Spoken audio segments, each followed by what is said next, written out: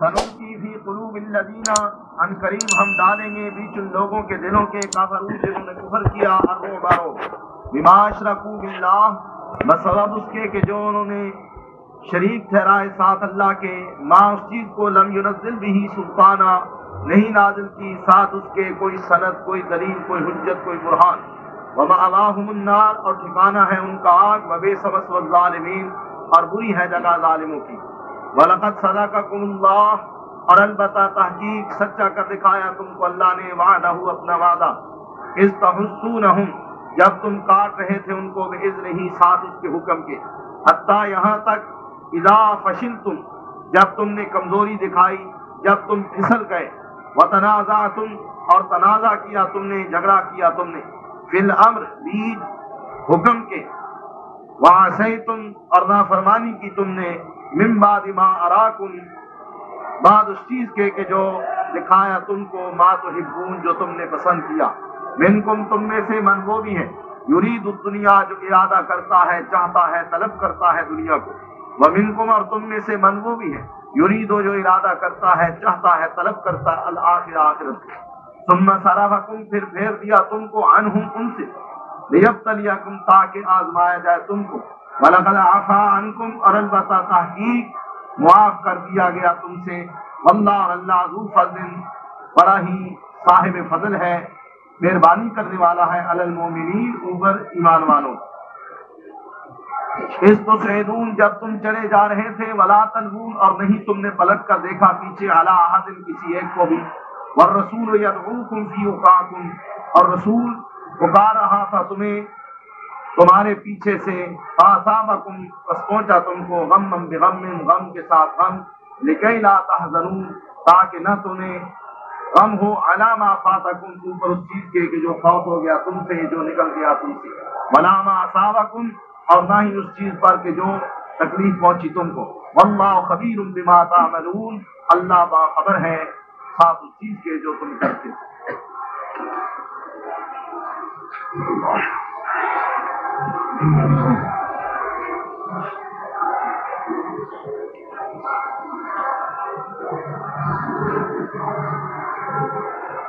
غزوہ احد کے نتیجے کے بعد اس غزوہ کے مختلف مراحل پر پیش آنے والی مختلف کیفیتوں کا تذکرہ کیا جا رہا ہے۔ ایمان والوں کو یہ تعلیم دی جا رہی ہے اور ان کی تربیت کی جا رہی ہے کہ کہاں کہاں تمہاری خامیاں تھیں اور کمزوریاں تھیں کہ جن کی وجہ سے تم نے جیتی ہوئی بازی کو ہار دیا، اور آئندہ یہی تمہاری خامیاں اور کمزوریاں اگر تم نے محسوس کر کے ان کی اصلاح کر لی تو تمہارے لیے رحمت اور نفع کا باعث۔ اور یہ یاد رکھو کہ اس طرح کا کوئی بھی واقعہ فیصلہ کن نہیں ہوتا، بلکہ جس طرح گزشتہ آیات میں اللہ تعالیٰ نے ایمان والوں سے وعدہ کیا ان قریب میں تمہیں غالب کر دوں گا اور تمہیں اپنے یہ دکھ درد بھول جائے، صرف مطلوب و مقصود یہ ہے کہ تم اپنی کمزوریوں اور خامیوں کی اصلاح کرو۔ اور جیسا کہ پہلے بھی عرض کیا جا چکا ہے کہ اس کے بعد مسلمانوں کو مسلسل پے در پے اللہ تعالیٰ نے فتوحات سے نوازا، کامیابی اور کامرانی ان کے قدم چومے، اور اس سے پہلے بھی غزوہ بدر میں بھی ایسے ہوئے۔ اگر اس ایک مرحلے پر بھی ان کو فتح مل جاتی تو ظاہر ہے کہ عسکری لحاظ سے، نظم کے لحاظ سے، ڈسپلن کے لحاظ سے، جماعت بندی کے لحاظ سے، اطاعت امیر کے لحاظ سے، بامی اعتماد کے لحاظ سے، مال دنیا کی بے رغبتی کے لحاظ سے، یہ جتنے بھی وغیرہ وغیرہ تربیتی پہلو ہیں یہ سب کچھ نہ رہ جاتے اور ان کی تربیت کا کوئی بھی موقع فراہم نہ ہوتا۔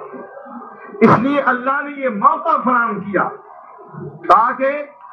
یہ لوگ کبھی بھی یہ نہ سمجھیں کہ ہم چونکہ مسلمان ہیں لہذا ہم کچھ بھی کریں، ڈسپلن کو پامال کریں، نظم کو توڑیں، اطاعت امیر سے انحراف کریں، یا دنیا کی محبت میں مستغرق ہو کر اپنی جو ڈیوٹی یا اپنی ذمہ داری ہے اس کو نظر انداز کریں، تب بھی ہم جیت جائیں گے، تب بھی ہمیں فتح ملے گی۔ فرمایا یہ چیزیں ذہن سے نکال دو۔ یہ سوچیں ان لوگوں کی نہیں ہوتی کہ جن کو اللہ نے ذمہ داریاں سونپی ہوں، اور تمہیں تو اللہ نے وہ ذمہ داری سونپی کہ قیامت تک اللہ نے تمہیں انسانیت کا پیشوار امام بنایا، تمہیں اللہ نے معیار بنایا، نمونہ بنایا، اسوہ بنایا۔ اور اگر تم اس طرح کی بچگانہ حرکتیں شروع کر دو تو ظاہر ہے کہ پھر بعد میں آنے والے لوگوں کی تربیت اور تعلیم اور اصلاح کا جو کام تمہیں سونپا گیا ہے تم اس میں کامیاب نہیں ہو سکتے۔ تو اللہ نے بذات خود ان کی اصلاح فرمائی، ان کی تربیت فرمائی، لیکن ساتھ ساتھ شفقت، دلجوئی اور ان کے لیے محبت کا پہلو بھی جو ہے اس کو نمایاں رکھا، تاکہ پچھلی باتوں کو بھول جاؤ۔ ایسے ہوتا رہتا، آئندہ اللہ اگر تم ثابت قدم رہے تمہاری مدد فرمائے گا، تمہیں نصرت عطا فرمائے گا۔ اللہ تمہارا کارساز ہے، وہ بہترین مددگار ہے۔ ان آیات میں ایک کو اللہ نے یہ وعدہ فرمایا کہ عنقریب، وہ وقت دور نہیں، اللہ تمہارے دشمنوں کے دل کے اندر تمہارا روپ ڈال دے گا، اس لیے کہ وہ مشرک چور ہی ہوتا ہے، اور مشرک تو اللہ کا چور ہے، اور ظاہر ہے جو چور ہو اس کے دل میں چور ہی ہوتا ہے، اور مشرک کے دل میں اللہ ایمان والوں کا روب ڈالتا۔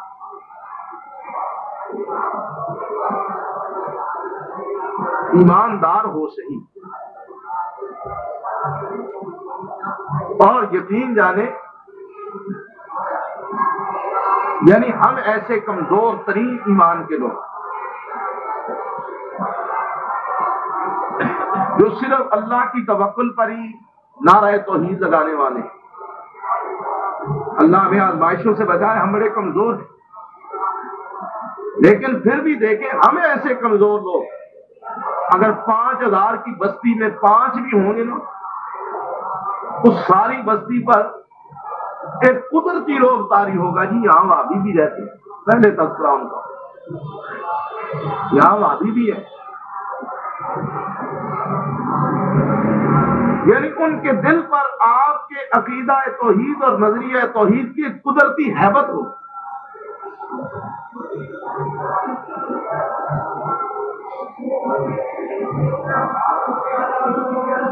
اور وگرنہ آپ دیکھیں یہاں قبر پرست مشرک جس میجارٹی میں ہیں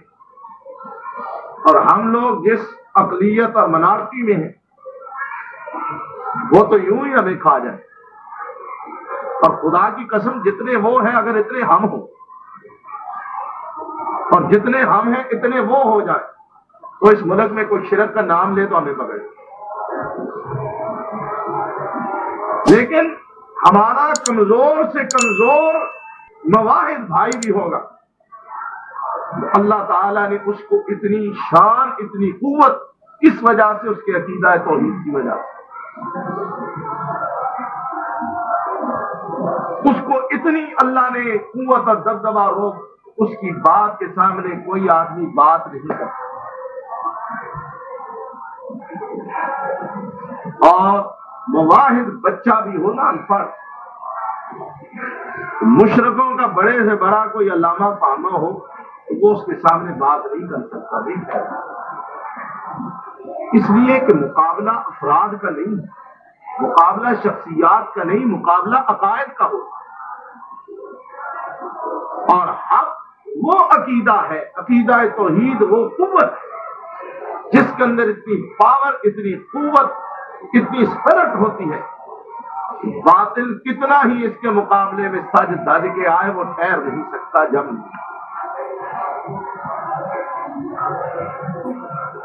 اللہ تعالیٰ نے کافروں کے دلوں میں، بالخصوص مشرکین کے دلوں میں ایمان والوں کا گروہ بنا، اور یہ اللہ کی طرف سے۔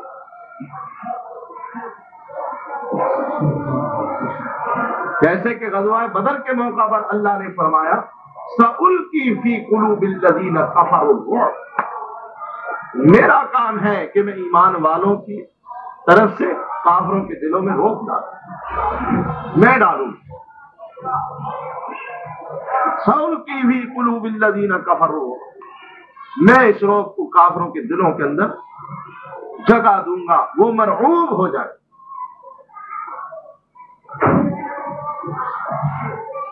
اللہ فرماتے ہیں گھبراؤ نہ، سنلقی فی قلوب الذین کفروا الرعب بما اشرکوا باللہ، ان قریب میں ڈالوں گا ان لوگوں کے دلوں کے اندر جنہوں نے کفر کیا، کیا الرعب، رعب، کس وجہ سے؟ بما اشرکوا باللہ، بسبب اس کے کہ انہوں نے اللہ کے ساتھ وہ چیزیں شریک کی کہ ما لم ینزل بہ سلطانہ، جن کی شراکت داری کے لیے ان کے پاس کوئی دلیل نہیں، بغیر کسی سند کے، بغیر کسی دلیل کے انہوں نے شرک کیا۔ یہ شراکت فرشتوں کی ہو، انبیاء اور رسولوں کی ہو، اولیاء اور بزرگوں کی ہو، زندوں اور مردوں کی ہو، جنوں اور انسانوں کی ہو، قبروں کی ہو، پتھروں کی ہو، بتوں کی ہو، کسی بھی چیز کی، کسی بھی قسم کی شراکت کی کسی کے پاس کوئی دلیل، اللہ نے اپنی وحدانیت کے مسئلے کو اتنا کھول کر بیان کیا کہ کوئی بھی مشرک کسی بھی طرح کے شرک کی اپنے پاس دلیل اور سند نہیں رہتی۔ فرمایا اس وجہ سے کہ وہ مشرک ہے اور تم مواحد ایمان والے ہو، میں ان قریب ان کے دلوں میں تمہارا روک ڈالوں، وہ تم سے مرعوب ہو جائے۔ اور آگے چل کر اسی غزوے کے بعد کچھ حالات اس طرح پیدا ہوئے جن کا تذکرہ آئے گا، اور اس سے معلوم یہ ہوگا اللہ نے ان کے دلوں میں رعب ڈالا، اور جب وہ گئے تو جیتنے کے باوجود مرعوب ہو کر گئے، ورنہ فتح یاب آدمی جب فتح پا جاتا ہے تو پھر اس کی خوشی اور مسرت کی کوئی انتہا نہیں ہوتی، لیکن یہ گئے بھی تو اس طرح کے جیسے اجڑے اجڑے، لٹے لٹے، تباہ حال اور خستہ حال۔ اور پھر اس کے بعد یہ 3 ہجری کا واقعہ ہے نا، 4 ہجری یہی لوگ پھر آئے اور کئی گنا اپنی قوت میں اضافہ کر کے مدینے کا محاصرہ کیا۔ رسول اللہ صلی اللہ علیہ وسلم نے ساتھیوں سے مشورہ کیا تو حضرت سلمان فارسی نے مشورہ دیا، یا رسول اللہ ہمارے ہاں فارس میں لڑائی کا ایک یہ بھی طریقہ ہے کہ مدافعت اختیار کی جائے، اور اس کے لیے ہم اپنی بستیوں اور شہروں کے گرد خندق کھود دیتے۔ چنانچہ خندق کھودی گئی، اب ایک طرف اندر مدینہ، آگے خندق، اور خندق کی دوسری طرف دشمن۔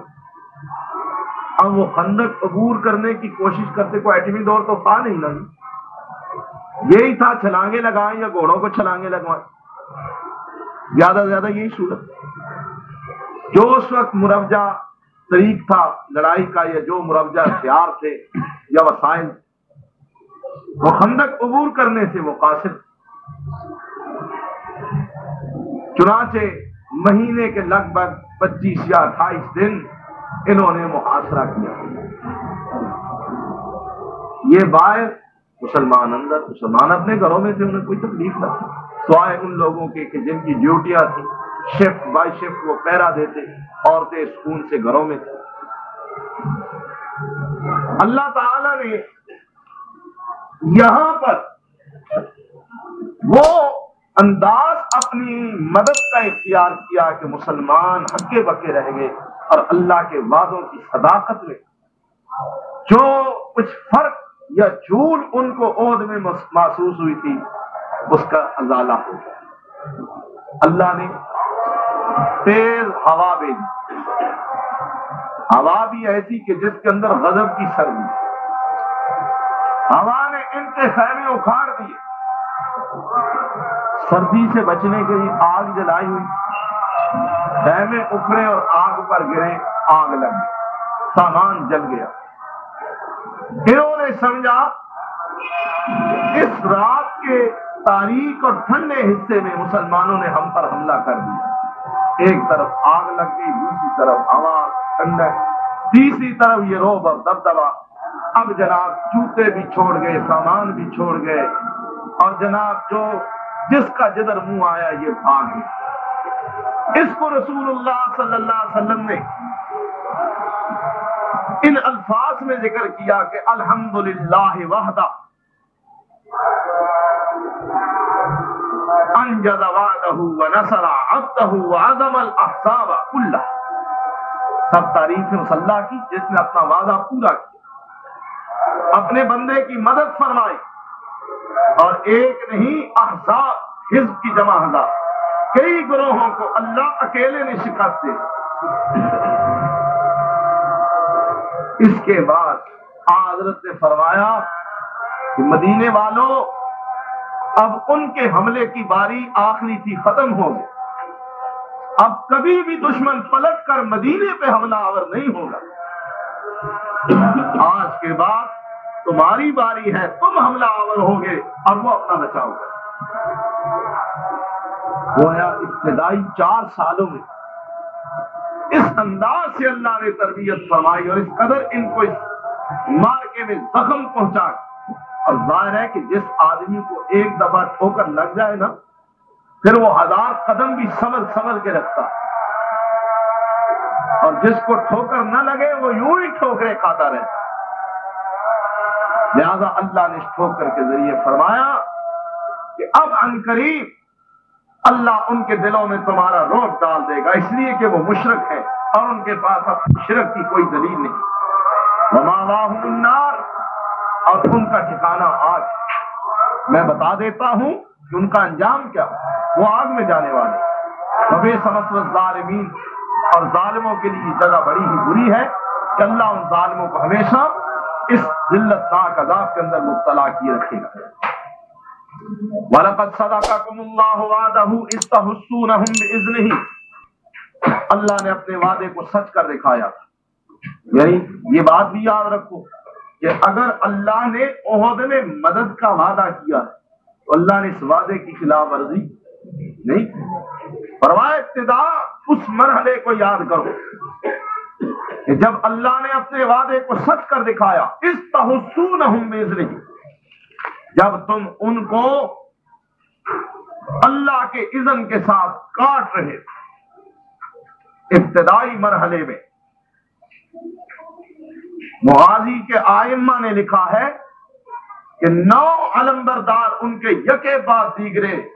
جہنم رسید، ان کا پرچم سرنگوں ہو گیا، گر گیا، اور وہ لوگ بھاگ رہے، مسلمان ان کو کاٹ رہے، ان کو مار رہے تھے۔ اللہ فرماتے ہیں وَلَقَدْ صَدَقَكُمُ اللَّهُ وَعْدَهُ إِذْ تَحُسُّونَ، وقت یاد کرو جب اللہ نے اپنے وعدے کو جو تم سے کیا اسے سچا کر دکھایا، جب تم ان دشمنوں کو کاٹ رہے تھے بِإِذْنِهِ، ہی اس کے حکم کے ساتھ۔ ابتدا میں تمہیں فتح، دشمن بھاگ نکلا، تم مسرور اور شاداں و فرحان کہ ہم جیت گئے، حتیٰ یہاں تک اگر اللہ نے تمہاری مدد کی اور تم نے اپنی نالائکی یا اپنی کمزوری کی وجہ سے جیتی ہوئی بازی ہار دی تو اللہ کا وعدہ تو جھوٹا نہیں ہے، یہ تو تمہاری کمزوری کہ تم نے اپنی جیتی ہوئی جنگ کو ہار دی۔ جس طرح ہم نے 65 کی جیتی ہوئی جنگ میدان کی تاشکند کی میز پر جا ہاری، ہوا یا نہیں ایسے؟ بالکل اللہ فرماتے ہیں کہ ہم نے تو اپنا وعدہ تم سے سچا کیا، اور یہ کیوں آ رہی تھی ہم نے؟ اس کی وجہ بھی بڑی وجہ شرک، بڑی وجہ شرک۔ دشمن بم پھینکتا، اللہ ان کو ناکارہ کر دے۔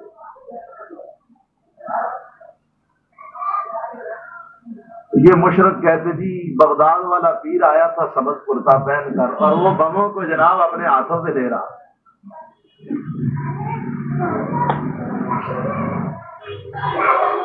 فلاں سرکار آئی تھی اور وہ جناب گولوں کو اپنے ہاتھوں سے لے رہا۔ دیکھیں کیسا پاکستان۔ 5 سال بعد اللہ نے بتایا کہ اچھا اب رکھو سر آگے کرو۔ 1 لاکھ تمغوں سے سجے ہوئے سپاہی ہتھیار ڈال کے قیدی بنتے، آبادی کے لحاظ سے آدھے سے زیادہ ملک کٹ جاتا۔ اس وقت کہاں تھا بغداد والا بھی؟ ہنی مون منانے گیا ہوا تھا، چھٹیوں پر تھا۔ بے غیرتوں، پہلے تم نے اللہ کی مدد کو مردوں کے کھاتے ڈالا، اور جب اللہ نے تمہیں ذلیل کیا تو اس وقت کسی کا نام نہیں، مدد اللہ کرے نام غیر کا لو۔ اور جب اللہ نے اس ناشکری اور ناقدری اور شرک کی وجہ سے تمہیں ذلیل کیا تو اس وقت کسی پیر کا نام نہیں لیا، ان کی وجہ سے ہمیں یہ ذلت ہوئی ہے۔ یہ مشرکوں کی یعنی انتہائی درجے کی ظالمانہ ناانصافی کہ وہ فائدے کو مردوں کے کھاتے ڈالتے ہیں اور نقصان کو اللہ کے کھاتے ڈالتے۔ اللہ فرماتے ہیں ہم نے اپنا وعدہ سچا کیا جب تم دشمن کو اللہ کے اذن سے کاٹ رہے، حتی اذا فشلتم، پھر تم ہی پھسل گئے، تم ہی نے کمزوری دکھائی، تمہارے حوصلے مارے گئے، تمہارے حوصلے اور ہمتیں پست ہو گئی۔ کیسے پھسلے، کیسے حوصلے پست ہوئے، کیسے کمزوری دکھائی؟ مال کو دیکھ کر کہ بھاگے ہم بھی جا کر سمیٹ۔ ایک بات فشلتم، دوسری وتنازعتم فی الامر، مطلق امر نہیں الامر، اور یہ امر کسی اور کا ہوتا تو شاید قابل درگزر ہوتا، لیکن یہ امر رسول اللہ کا امر۔ وتنازعتم فی الامر،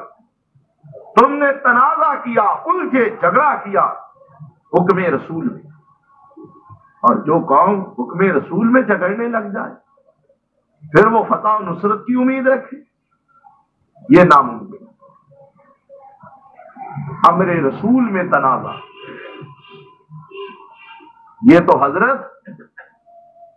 بدریوں کو تباہی سے نہ بچا سکا، ہم اور آپ کون؟ وہ بدری تھے یا نہیں عہد میں؟ سچے تو یہی تھے، مخلص تو یہی ساتھی، لیکن حکم رسول میں جب الجھے تو ان کو بھی اللہ نے خمیازہ ان کی آنکھوں کے سامنے رکھ دیا کہ یہ خمیازہ اور بھگتو اب سے۔ جیسے بارہا میں نے عرض کیا کہ ان تیر اندازوں کو جن کو عبداللہ بن جبیر کی قیادت کاٹی پر درے پر معمول، انہوں نے دیکھا دشمن بھاگ گیا، حالانکہ اللہ کے رسول نے فرمایا جب تک میں دوبارہ حکم نہ دوں تا حکم ثانی تم نے یہاں رہنا، لیکن دوسرے حکم کا انتظار کیے بغیر اپنی مرضی سے، اپنی رائے سے، اپنے اتحاد سے، اپنے قیاس، اپنی سوچ سے، اب کیا ضرورت ہے حکم رسول پر ہمیں کار بند رہے، اب چھوڑے اس جگہ۔ وَعَصَيْتُمْ، اور تم نے نافرمانی، صرف تنازع ہی نہیں کیا بلکہ نافرمانی کے اس جگہ کو چھوڑ دیا۔ کب؟ مِن بَعْدِ مَا أَرَاكُمْ مَا تُحِبُّونَ، اس کے بعد کہ تم نے اپنی پسندیدہ چیز کو دیکھ لیا، یعنی فتح اللہ نے تمہیں دکھا دی، دشمن بھاگ گیا، لیکن تم بہک گئے، پھسل گئے، حکم رسول میں الجھے، تنازع کیا، جھگڑا کیا، اور پھر نبی کی نافرمانی کی، اللہ تعالیٰ نے اس کے بعد تمہیں عزیمت سے دوچار کیا، وگرنہ اللہ نے تو اپنا وعدہ پورا کر دیا۔ گویا تم نے اپنی نادانی سے، اپنے عدم ڈسپلن سے، نظم و ضبط کی پرواہ نہ کی، پیغمبر کے حکم کی نافرمانی کی، لہذا تم اپنی پسندیدہ چیز کو دیکھنے کے بعد پھر اس عزیمت سے دوچار ہوئی، وگرنہ اللہ نے تو اپنا وعدہ پورا کر دیا۔ لیکن آپ کسی سے وعدہ کرتے ہیں کہ میں آپ سے کچھ 100 روپیہ دوں گا، وہ آتا ہے، آپ دیتے ہیں، لوگ وہ سامنے کنویں میں جا کے پھینک دیتا، پھر کہتا ہے جی میرے پاس تو کچھ نہیں۔ اب آپ کا کوئی قصور ہے؟ یہ تو اپنی نادانی ہے، اللہ نے تو فتح دے دی نا۔ اب اگر انہوں نے اپنی کمزوریوں کی وجہ سے اللہ کی عطا کی ہوئی فتح کو شکست میں بدل لیا، تو اللہ فرماتے ہیں ٹھیک ہے، پھر اس کے لیے بھی ہم تیار ہیں، تمہاری اصلاح اور تمہاری تربیت اس طرح بھی ہم کرنے کے لیے تیار ہیں۔ فرمایا منکم من یرید الدنیا ومنکم من یرید الآخرہ، تم میں وہ بھی ہے کہ جو دنیا کا طلبگار ہے، اور تم میں وہ بھی ہے جو آخرت کا طلبگار ہے۔ یعنی وہ لوگ بھی ہیں کہ جن کو، جیسے کل کے سبق میں ہم نے پڑھا، وہ بھی ہیں کہ جو محض دنیا کے نفع کو، دنیا کے فائدے کو، دنیا کی عزت کو، دنیا کی فتح کو ہی سمجھتے ہیں، لیکن وہ بھی ہیں کہ جو دنیا کے سود و زیاں سے بے نیاز رہتے ہیں، اور ان کے پیش نگاہ صرف آخرت کا سود و زیاں ہوتا ہے۔ اور تم میں سے یہ دونوں اقسام اور دونوں سوچیں رکھنے والے لوگ موجود ہیں۔ فرمایا ثم صرفکم عنہم، پھر پھیر دیا ہم نے تم کو ان سے، پہلے تم ان کو مار رہے تھے، اب تم پسپا ہو گئے، ہم نے تم کو ان سے پھیر دیا، پہلے تم غالب تھے، اب یہ غلبہ ختم ہو گیا، لیبتلیکم، تاکہ تم کو آزمایا جائے۔ تاہم جو کچھ بھی ہو گیا، وَلَقَدْ عَفَا عَنْکُم، اور یہ وہی عفا ہے، عفا اللہ عنک لما اذنت لہ، وہاں کس کے لیے کہا گیا؟ عفا اللہ عنک لما اذنت لہ، اے محبوب اللہ نے تجھے معاف کر دیا، لیکن آپ نے ان کو اجازت کیوں دی کہ وہ جنگ سے اور جہاد سے پیچھے رہ جائیں؟ کیونکہ آپ کی بھی یہ غلطی ہے کہ آپ نے ان کو ڈیل نہیں دینی تھی، لیکن ہم ان کی غلطی کا یا آپ کی اس غلطی پر گرفت بعد میں کرتے ہیں، معافی کا اعلان پہلے کرتے ہیں۔ عفا اللہ عنک لما اذنت لہ، یہ معافی غزوہ تبوک کے موقع پر سورہ توبہ میں رسول اللہ کے، اور یہ لقد عفا عنکم، یہ معافی رسول کے غلاموں کے لیے۔ البتہ تحقیق اللہ نے تم کو معاف کر دیا، جو ہو گیا تمہاری غلطیاں ہیں، لیکن اب ان غلطیوں کو ہم نے معاف کر دیا۔ بعض شقی لوگ، سبی، ظالم صحابہ کو طعن و تشنیع کرتے ہیں، لیکن یہ قرآن کے الفاظ ان کے سینے میں نشتر بن کے اترنے چاہیے۔ جن کو اللہ نے معاف کر دیا، کسی اور کو کیا حق پہنچتا ہے کہ ان پر طعن و تشنیع کرے، ان پر طنز کرے؟ اللہ نے فرمایا کہ وَلَقَدْ عَفَا عَنْکُم، اور وَاللَّهُ ذُو فَضْلٍ عَلَى الْمُؤْمِنِينَ، اللہ صاحب فضل ہے اوپر ایمانداروں، اور ہم نے معاف تو کر دیا، لیکن کمال تم نے بھی، آپ تم نے کر ہی دیا، لیکن کسر تم نے بھی کوئی نہیں چھوڑی۔ باوجود معافی کے اعلان کے مزید آگے اللہ تعالیٰ ان کے لیے معافی، مغفرت، عفو و درگزر کی مختلف باتیں کہتے ہیں، لیکن گرفت کر کے نا کہ کہیں ان کا دل ٹوٹ ہی نہ جائے، کہیں دل اس لیے کہا معاف کر دیا، لیکن بات کو پھر شروع کر دیا، کیونکہ تربیت مکمل نہیں ہوئی نا۔ اور اللہ نے ایسی ان کے لیے معافی کی کہ اگلے رکوع میں ہم انشاءاللہ پڑھیں گے، اللہ ان لوگوں کے لیے اپنے رسول کو کہتا ہے، اے رسول، یہ لوگ جب تیرے پاس آئیں نا، ان سے سخت بات نہ کرنا، ان کو آنکھیں نہ دکھانا، ان پر غصہ نہ کرنا، ان کی کوتاہیوں پر ایسی گرفت نہ کرنا کہ ان کے دل ٹوٹ جائے۔ اے میرے حبیب، میں نے اپنی خاص رحمت سے تجھے ایسا مجسمہ رحمت بنایا کہ تو ان کے لیے نرم دل ہے، نرم ہو گئے۔ فَبِمَا رَحْمَةٍ مِّنَ اللَّهِ لِنتَ لَهُمْ۔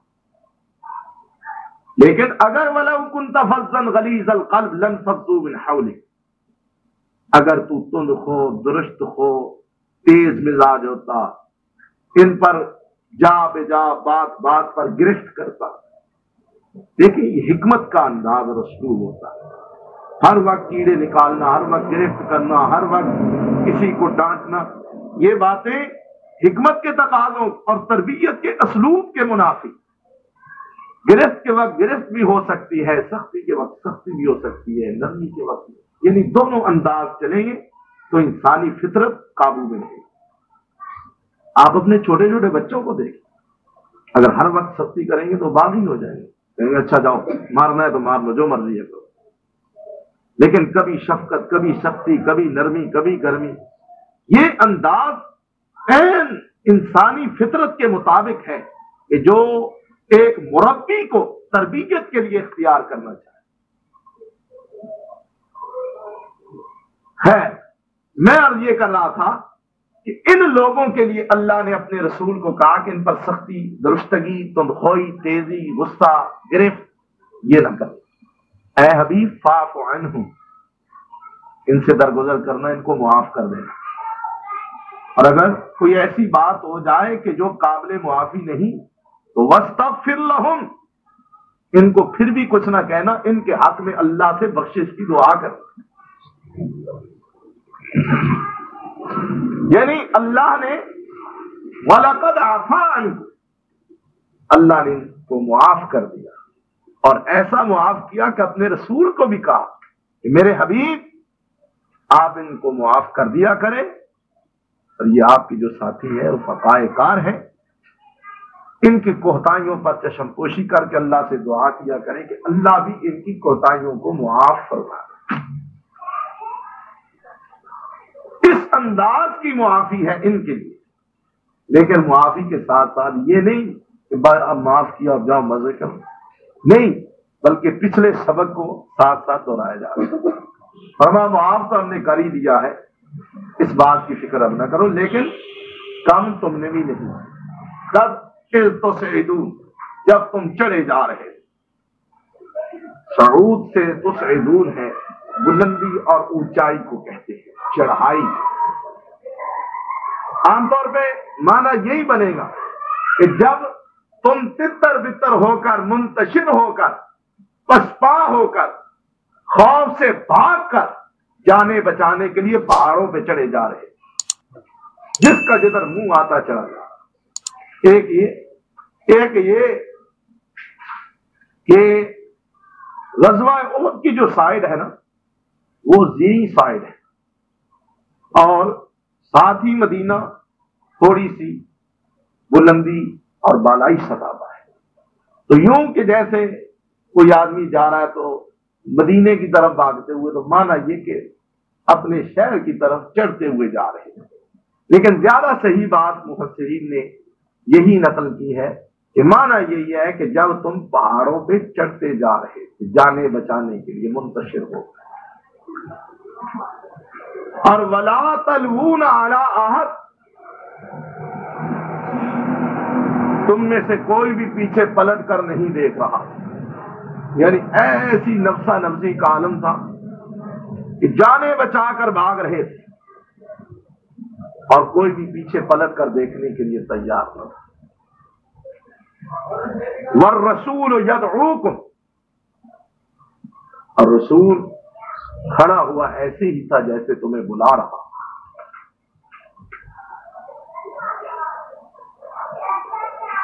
اور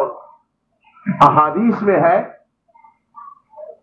کہ رسول اللہ صلی اللہ علیہ وسلم جب زخموں سے بے ہوش ہو کر گرے، اور جب آپ کو ہوش آئی، آپ کی زبان پر اللہ کی تعریف اور صفت و ثنا کے کلمات، کوئی بے صبری، ناشکری، یا حواس باختگی والا کلمہ نہ تھا۔ اللہ کی تسبیح اور حمد اس حال میں بھی پیغمبر کی زبان پر، اور جو ساتھی آپ کے ارد گرد تھے آپ نے صرف ان کو اپنی زندگی اور موجودگی کا احساس دلانے کے لیے یہ فرمایا الیہ عباد اللہ، الیہ عباد اللہ، الیہ عباد اللہ، اللہ کے بندو میری طرف توجہ کرو، میں ادھر ہوں۔ معنی یہ کہ وہ جو افواہ پھیلائی گئی کہ پیغمبر قتل کر دیے گئے یا شہید، وہ غلط ہے، میں موجود ہوں۔ چنانچہ اس حالت میں حضرت کعب بن مالک رضی اللہ تعالیٰ عنہ تھے جنہوں نے ایک پتھر پہ چڑھ کے آواز لگائی اور کہا کہ لوگوں یہ افواہ جھوٹی ہے کہ پیغمبر شہید کر دیے گئے، صحیح بات یہ ہے کہ ہمارے رسول زندہ موجود۔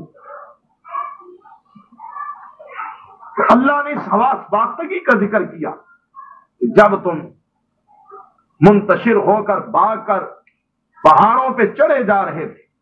اور کوئی بھی تم میں سے پیچھے پلٹ کر دیکھنے کے لیے تیار نہ تھا، جبکہ تمہارے پیچھے سے رسول آواز لگا رہا تھا، فَأَصَابَكُمْ غَمًّا بِغَمٍّ لِكَيْلَا، بس پہنچا تم کو غم ساتھ غم، ایک غم نہیں دوہرا غم، یعنی اس حالت میں اللہ نے تمہیں ڈبل غم دیا۔ سیدنا عبد الرحمن ابن عوف رضی اللہ تعالی عنہ اس غم بغم کی تشریح اپنی زبان اقدس سے یوں کرتے کہ ایک تو ہمیں غم تھا جیتی ہوئی بازی ہارنے کا، اور دوسرا غم ہمیں اس غم سے بھی جو بڑا غم اس وقت لگا تب کہ جب ہمارے کانوں میں یہ آواز پہنچی کہ محمد صلی اللہ علیہ وسلم قتل کر دیے، شہید کر دیے۔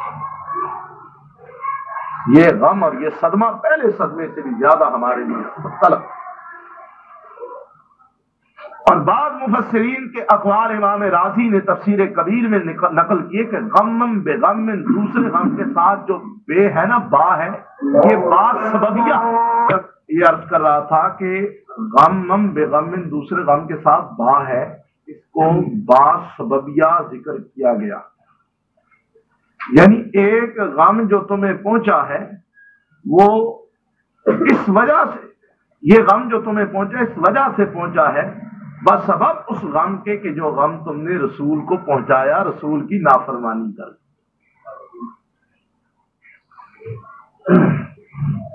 تاہم کچھ بھی ہو، مانا یہ کہ تمہیں ایک نہیں متعدد غم پہنچے، رسول کی نافرمانی بھی ایک غم، تمہاری فتح کے بعد عزیمت اور شکست یہ بھی ایک غم، اور پھر پیغمبر کی شہادت کی خبر یہ بھی تمہارے لیے ایک غمناک خبر ہے۔ بہرحال فرمایا ہم نے تمہیں غم کے ساتھ غم پہنچائے، اس لیے اس کے اندر بھی تمہارے لیے تربیت کا پہلو ہے، لِكَيْ لَا تَحْزَنُوا عَلَى مَا فَاتَ، تاکہ تمہیں اس بات کا غم نہ ہو جو چیز تم سے نکل گئی، فوت ہو۔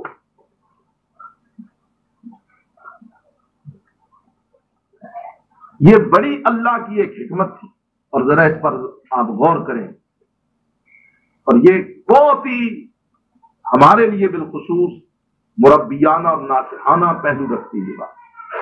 اگر تم شکست کھا کے گھروں کو آ جاتے تو اس کا تمہیں بڑا قلق ہو،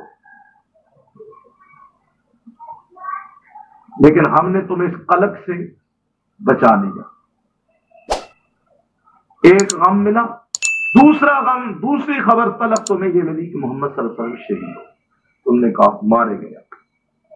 اب رسول بھی گیا، ہم تو ویسے ہی پٹ چکے تھے، لیکن بعد میں پتا چلا کہ پیغمبر، جب تم نے یہ سنا تو کہا چلو کوئی نہیں، ہم پہلا غم ہو، یعنی تمہیں احساس ہوا کہ چلو اب کوئی بات نہیں، اب ہمارا قائد اور سالار، ہمارا پیغمبر اور پیشوا تو زندہ ہے، کوئی بات نہیں۔ گویا اس غم کے ساتھ ہم نے تمہارے پہلے غم کو زائل کر دیا، اس کے اثرات کو ختم کر دیا۔